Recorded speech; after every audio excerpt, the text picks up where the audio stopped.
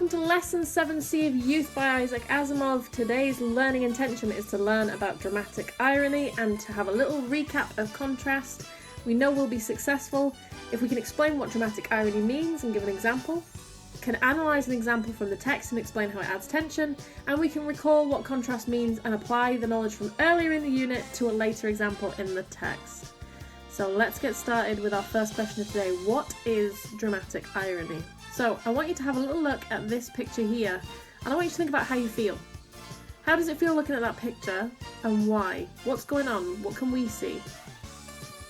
I'm just going to give you a little second to think about it, and then I'm going to show you the definition of dramatic irony. So, the definition of dramatic irony is the audience being made aware of events which the characters do not know about yet, which will have later impact. So if you think back to that picture you just saw, the person swimming above doesn't know about the shark beneath them, but we do, so we feel tense. So I want you to just pause the video and copy down that definition.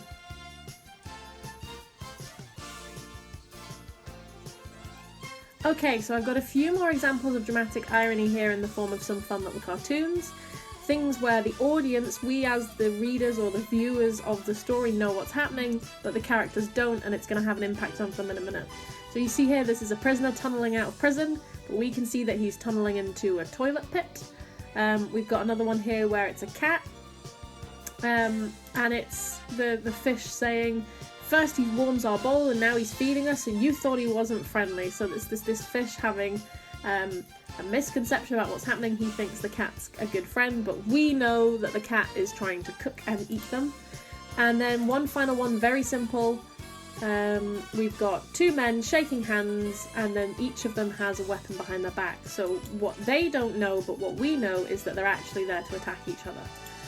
What I want you to do now is write down one example of dramatic irony. You've got a definition, now write down an example. It can either be an example like one of the pictures that I've shown you, the shark and the woman, or the prisoner tunneling into the toilet, or it can be one that you've made up for yourself.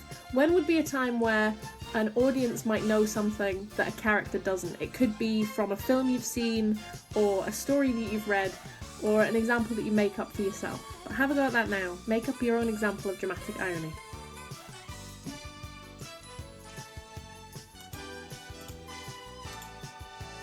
Okay, so where is the dramatic irony in youth then?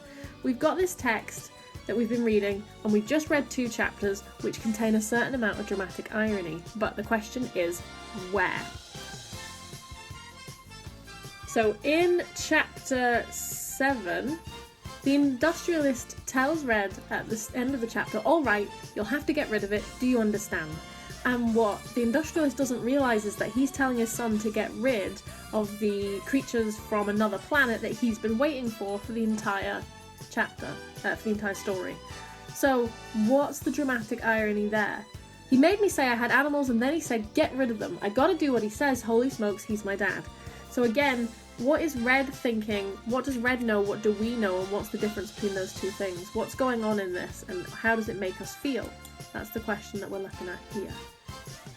So, I want one final little thing about dramatic irony. I'd like you to draw me a cartoon explaining the dramatic irony in youth.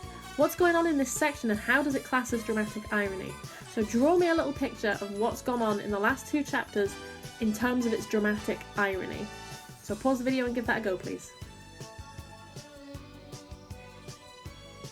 So just to recap, our learning intention today was to learn about dramatic irony and to recap contrast. We've definitely done the first, let's move on to the second.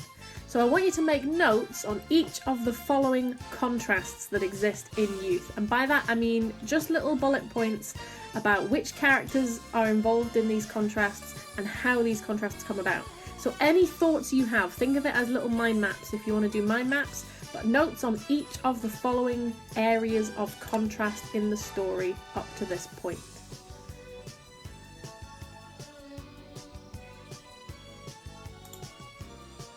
Young versus old. So make a little note of who's young, who's old, how do they behave, how are they different, what's the contrast?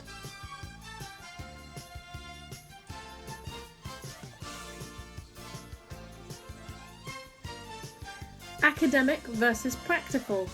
some of the characters in this very much read a lot of books, and some very much know things that you don't get from books, and vice versa. So I want you to have a little think, what's the contrast between characters academic versus practical? Brave versus nervous. Which characters are brave? Which are nervous? How? How does that manifest?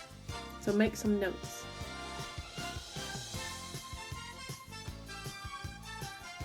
Rural versus city. How do those things contrast in this story?